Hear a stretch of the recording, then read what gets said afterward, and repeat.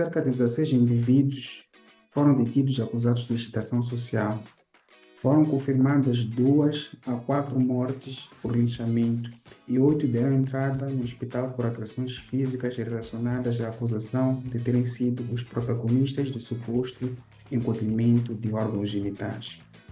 Portanto, é com esses dados estatísticos que nós damos início a mais uma edição do podcast Saúde e Direitos Humanos em Diálogo. E para esta edição nós iremos falar de um tema recorrente a nível das redes sociais, que é a questão da síndrome de coro. Esta síndrome que tem gerado pânico a nível social, em que indivíduos têm associado a mesma a questão do encolhimento dos seus órgãos genitais. E mais do que um problema de saúde mental e sobretudo psicológica, é também um problema de origem social. Portanto, para nos ajudar a compreender melhor a respeito desta temática, recebemos aqui no nosso espaço o Evandro Paul. Ele vai se apresentar e falar um pouco das suas expectativas para a nossa breve conversa. Evandro. Muito boa tarde mais uma vez e obrigado novamente pelo convite para participar aqui do podcast. Então, eu chamo Evandro Paul, eu sou formando em Psicologia Clínica, atualmente no 4º ano, porém já tenho feito alguns trabalhos sociais também à parte, em várias áreas humanitárias, e como também participei do curso de Direitos Humanos e Saúde da vossa instituição. Então, vim hoje para falar um pouco também sobre o síndrome de coro em Moçambique, como está a afetar a saúde mental masculina. Já consegue ver? Aqui já é perceptível, mas mesmo para iniciarmos a nossa conversa, gostaria de ouvir do Evandro o que seria, no seu entender, a síndrome de coro e que tipo de indivíduos estão mais suscetíveis a desenvolver esta síndrome. Os tipos de indivíduos que estão mais suscetíveis a este tipo de síndrome tendem a ser homens, neste caso, principalmente jovens, pois nós como homens temos a tendência de valorizar, às vezes em demasia, os nossos órgãos genitais, especialmente em contextos sociais. Tal como em certos momentos homens gostam de comparar o tamanho do pênis um do outro, a dizer que se for maior eu sou mais viril, sou mais forte ou tenho maior capacidade sexual, também acaba afetando neste contexto do síndrome de coro, em que só do pensamento de que o órgão genital masculino da pessoa está a diminuir ou está a ser retraído para dentro do corpo causa um medo intenso, principalmente em jovens ou jovens, e acaba causando às vezes atos desumanos ou desagradáveis, até mesmo a chegar ao ponto de violência, em como referi no início, causando até a própria morte, só da ideia de que alguém possa ter causado isso. Então acabam usando a agressão como tal. Então a maior parte das vezes sim, tendem a ser jovens, principalmente. Mas o fato da maior parte das vezes serem os homens os mais afetados, isso não significa que as mulheres também podem ser afetadas através da retração mamária, certo? Exatamente, sim. Em certos casos também afeta mulheres, mas tende a ser um pouco mais comum em homens. Nas mulheres sim, tende a ser o tamanho do peito, a retração mamária e diversas outras partes do corpo que a mulher tende a valorizar ou a comparar. Certo. À vontade, quando tiver uma pergunta é só avisar. Então, vou falar aqui do síndrome de coro em Moçambique, entre a saúde mental masculina, a cultura e o pânico coletivo. A saúde mental masculina continua a ser um tema pouco discutido em muitas sociedades, incluindo em Moçambique, onde as questões como medo, ansiedade, segurança e vulnerabilidade emocional são frequentemente ignoradas e escondidas devido às suas expectativas sociais ligadas à masculinidade. O que é a saúde mental masculina? Neste caso, refere-se ao bem-estar emocional, psicológico e social dos homens, em que envolve a capacidade de lidar com o stress, expressar emoções, tomar decisões e manter relações saudáveis. No entanto, em várias culturas, os homens são ensinados a não demonstrar fraqueza, não expressar medo ou tristeza, serem fortes e controlados e resolver problemas eles mesmos sozinhos. Essas expectativas podem dificultar a procura de ajuda e levar ao cúmulo de sofrimento psicológico, pois, como os exemplos que eu dei ali, muitos homens são ensinados desde jovens a não mostrar fraqueza. Um exemplo que eu posso dar,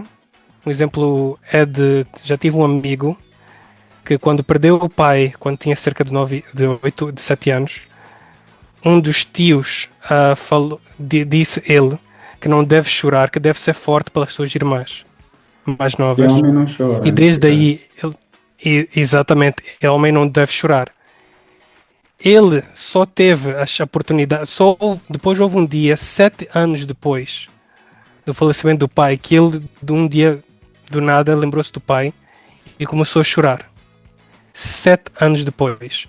Isso sim mostra a influência de como os homens são ensinados a serem fortes sempre e de não chorarem. Só que obviamente isso acabou afetando ele de uma forma muito, muito negativa psicologicamente, em que agora Isso até hoje ainda tem significa- dificuldade de superar o luto. Sim. Isso significa que os danos psicológicos podem se fazer sentir com o passar do tempo, não de forma imediata. Sim.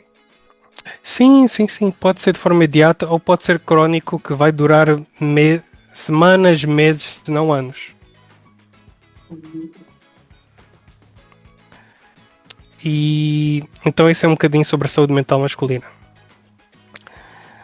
Agora, a masculinidade e a pressão social, em que a masculinidade em vários contextos está associada a ideias como a força, virilidade, controle e resistência. Em que o órgão genital, como falei anteriormente, pode dar indicações como poder, virilidade, fertilidade, a identidade masculina e valor social.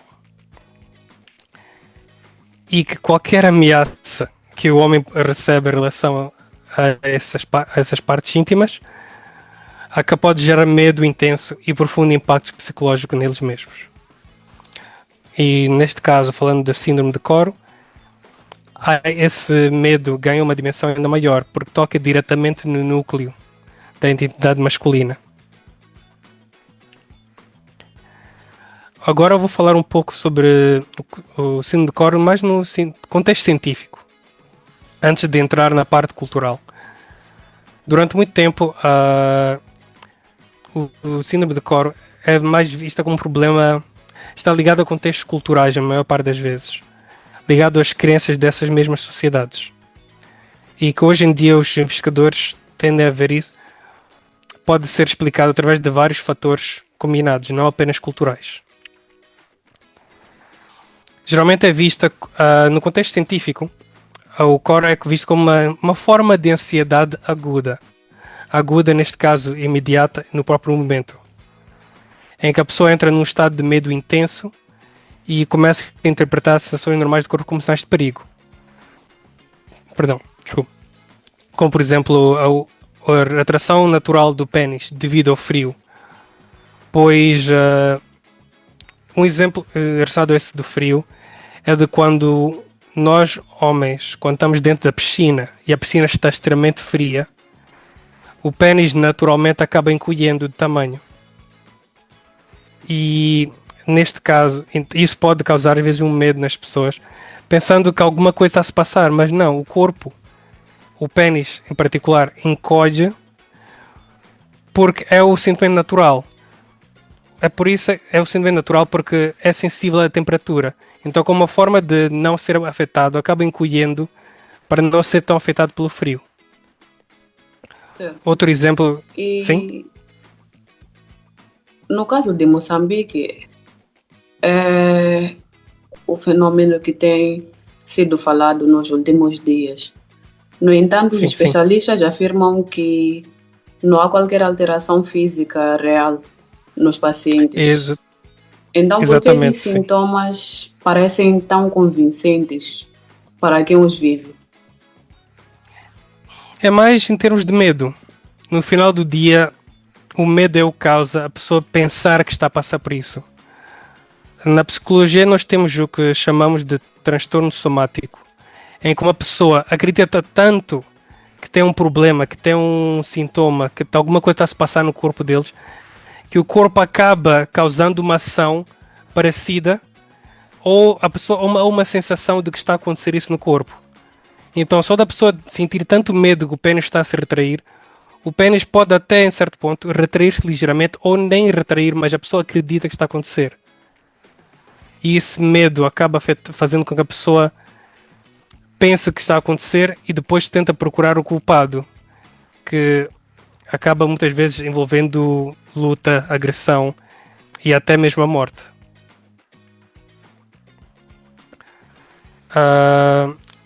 Sim, alterações na percepção corporal.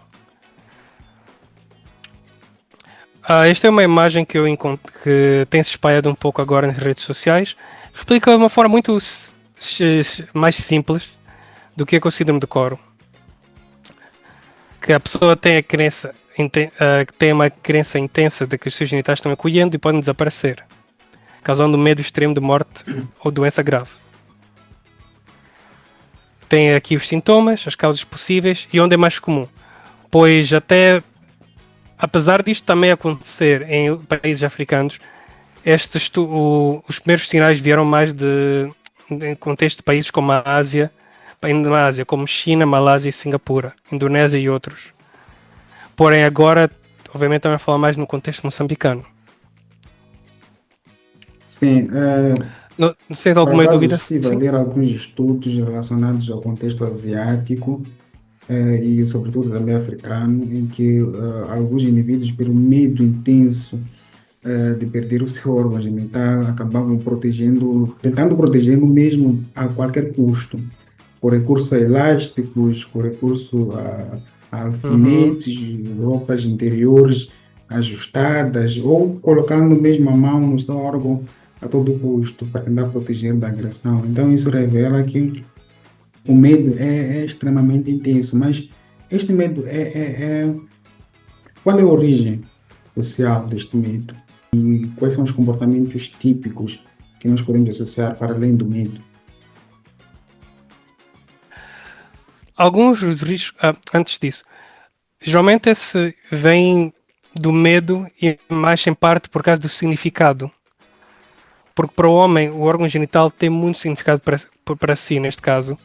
Então qualquer situação que ocorre que afeta ou pode afetar o órgão genital masculino causa esse medo intenso em que a pessoa não queira que nada aconteça. E qual era a segunda parte, desculpa, da pergunta de novo? E que tipo de comportamentos geralmente essas pessoas apresentam para além do medo?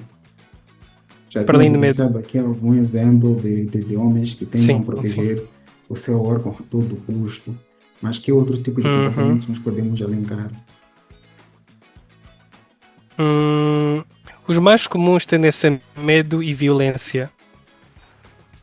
E Sobre depende o, sobre o seu órgão genital. Violência, como por exemplo, presumo deve ter visto nas notícias ou nos jornais, alguns chegaram ao ponto onde se alguém se está acusado de ser a pessoa que está a causar esse suposto encolhimento. feitiçaria no seu corpo, ou encolhimento, sim, a pessoa não quer que a pessoa cause isso, então acaba agredindo o indivíduo, às vezes até a morte.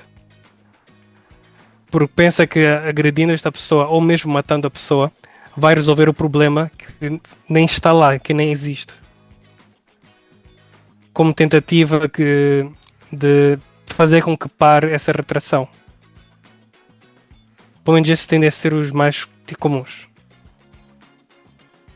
Sim, considerando essa questão de violência, que muitas das vezes dá a morte àqueles que supostamente são os feiticeiros, os que pegam o ombro e o órgão genital desaparece. No contexto moçambicano, como é que essa desinformação pode transformar um problema psicológico em uma crise de segurança pública? Em parte, uma das coisas que causa isso é as redes sociais. Pois quando se fala que este fulano está a fazer com que pessoas nesta comunidade estão a retrair o pênis através do toque, causa esse medo e a pessoa e muitos acabam acreditando. Por mais que não há bases científicas para comprovar que realmente isso está a acontecer, a pessoa acaba acreditando, seja através de redes sociais, através de boatos na comunidade. Essa é a forma que acaba se espalhando e pessoas tendem a acreditar de imediato sem sequer haver provas para tal. E acaba-se alastrando esse aspecto, sim. Tem um outro exemplo também, não relacionado à situação da síndrome de coro, mas se olharmos um pouco para o contexto eleitoral, pós-eleitoral, neste caso, que marcou as eleições passadas, tivemos uma situação em que as redes sociais haviam informações da existência de homens katanas ao nível das comunidades e muita gente saiu para patrulhar com katanas em punho durante várias noites, não é? E depois fomos constatar que, afinal de contas, os homens katanas não existem. Então, as pessoas entravam em pânico a respeito de uma informação que não era fidedigna. Então, é um ponto mesmo que podemos tomar em consideração de que uma determinada informação pode, de fato, se propagar com um nível extremamente sério e afetar de alguma forma a crença que os indivíduos têm a respeito de determinado fenômeno. Exatamente, e mesmo usando esse exemplo, me recordo que até nesse tempo havia pessoas a patrulharem. Havia um selecionado grupo de pessoas para andarem pelas redondezas, geralmente em grupos, para tentar verificar quando tem um grupo de pessoas a passarem pelas suas zonas, ou pior, quando estivessem com katanas. Tudo por causa do medo. E o medo espalha-se muito facilmente nas redes sociais. Ivandro, uma questão. Após uma explicação científica, uma explicação clara a respeito do fenômeno, este medo tende a retrair ou as pessoas tendem a resistir ao medo, ou leva algum tempo para que este pânico... Há maneiras de conseguir minimizar esse medo, ou menos reduzir. As formas mais importantes disso é através da educação. A educação, porque o problema sobre esse medo é a falta de conhecimento ou a falta da confiança em estudos científicos. É por isso que, como tenho aqui, é preciso que os homens entendam como funciona o corpo, como, por exemplo, sabendo que não é alguém te tocando no braço vai causar o teu pênis a retrair, principalmente até o ponto de entrar dentro do abdômen. É preciso entender como o corpo funciona, como o medo afeta o corpo, como no caso da ansiedade, que nem todas as sensações são perigosas e que tem que procurar ajuda não é um sinal de fraqueza. Pois quando um homem tem medo ou está a passar por uma situação, homens, mesmo quando estão mal de saúde, só vão ao hospital quando estão à beira da morte. Ou quando estão a sangrar, ou o que for. Homens, basta ter uma dor de cabeça ou um desconforto no corpo. Pode demorar até meses até que comece a doer o ponto de querer ir ao hospital. Então, uma das melhores formas de combater essa informação incorreta é através da educação, principalmente envolvendo líderes comunitários e religiosos.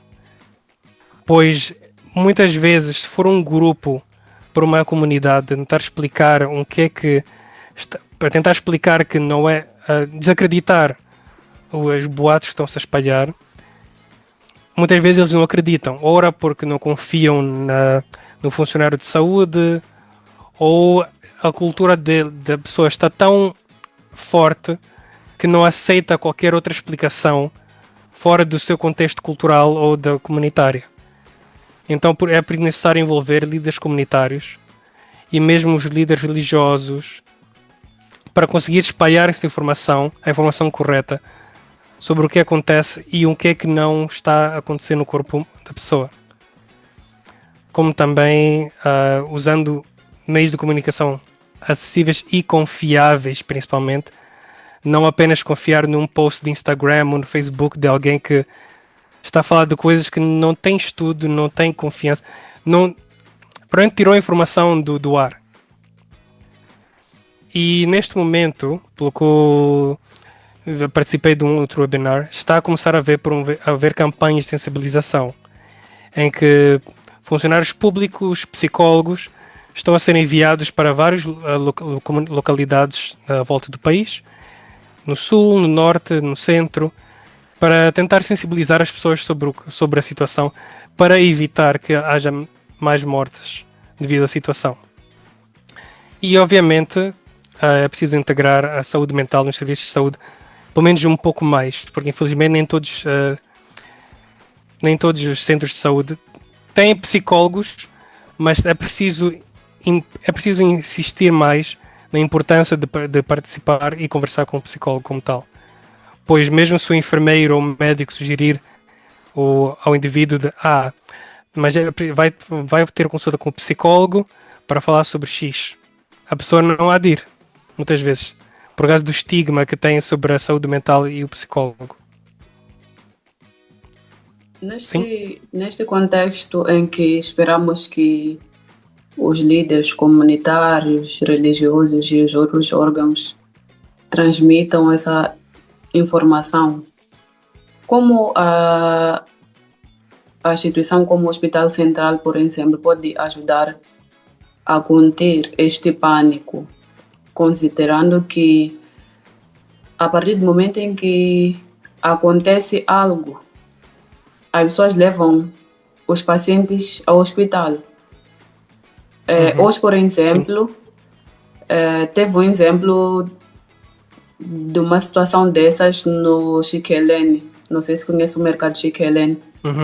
Em que um jovem foi tocado por outro, começou ali com um surdo, gritou, e as pessoas foram prender, porque ali tem um posto policial.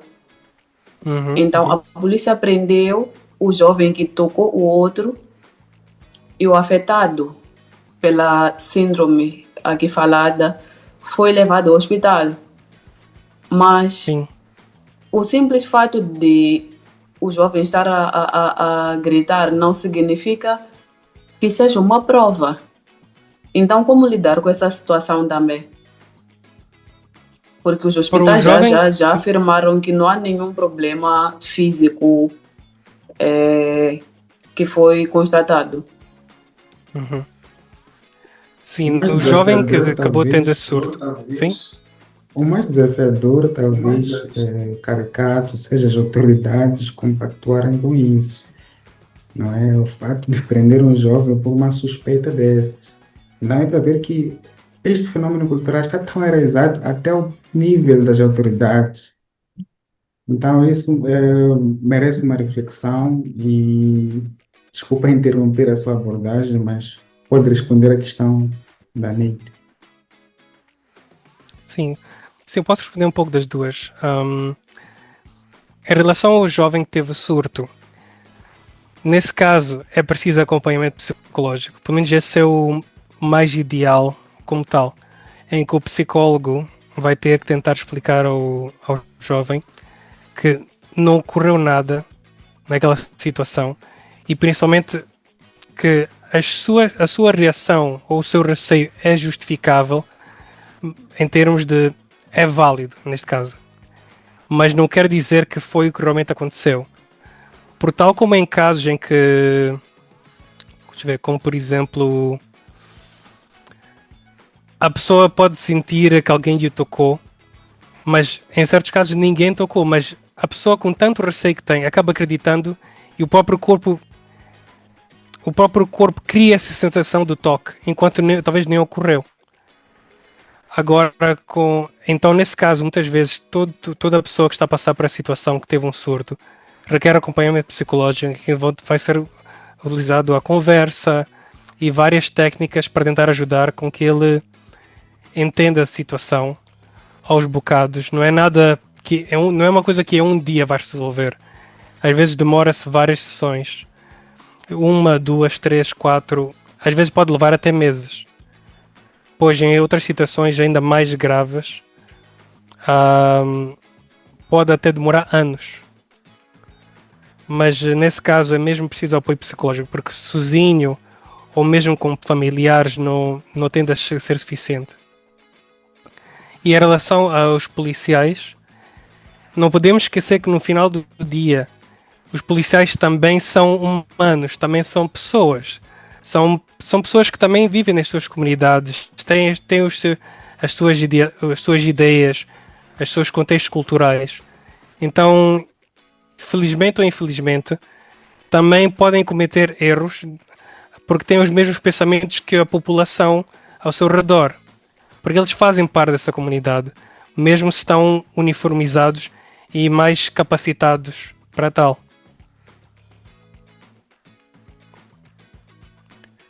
Bem, estamos mesmo Sim, havia mais alguma passos coisa? largos para o fim da nossa conversa. Uhum. Que conselhos gostaria de dar a todos os jovens afetados por esta síndrome, ou a quem nunca tenha ouvido falar e esteja a passar por essa situação? Que conselhos deixar ficar para a comunidade no geral, que podem ser seguidos de forma a evitar situações como lixamentos, como mortes e acusações, rompimento de laços a nível social? Mesmo a jeito de últimas considerações. Sim. O que eu posso dizer é que é preciso nos educarmos melhor. Principalmente em termos de informação. Não apenas confiar na informação que está a ser espalhada no momento, principalmente em informações que causam medo. Porque no final do dia, esse medo espalha-se e vai causar mais problemas. E há pessoas que fazem de forma propósita causar medo nas suas comunidades. Então é preciso educarem-se e, principalmente para os homens, irem aos postos de saúde e pedirem pelo apoio de um psicólogo. Porque infelizmente é uma coisa que muitos poucos homens vão. Seja para problemas físicos ou mentais, todo homem tem receio, tem medos, tem problemas que estão a se passar nas suas vidas. E é que, por mim, é importante eles tenham mais consciência de que precisam de ajuda. E se não conseguem sentir-se confortáveis a falar com seus amigos ou familiares, o psicólogo estará lá por si. Obrigado, é tudo. Bem, caros ouvintes, desta forma damos por encerrada mais uma edição do nosso podcast. Assim que nos acompanhou até então, muito obrigado por ter ficado até o fim. É mesmo para isso que nós estamos aqui, para trazer temas como estes e discutirmos um pouco a respeito de alguns temas que se passam na nossa sociedade, alguns temas curiosos. Hoje aprendemos bastante aqui com o Evandro sobre a síndrome de Coro, que tem ganhado espaço na nossa sociedade, principalmente na Zona Norte, e infelizmente gerou mortes, feridos devido a isso, e é um problema que não devemos aqui ignorar. Tem tratamento, pode ser diagnosticado.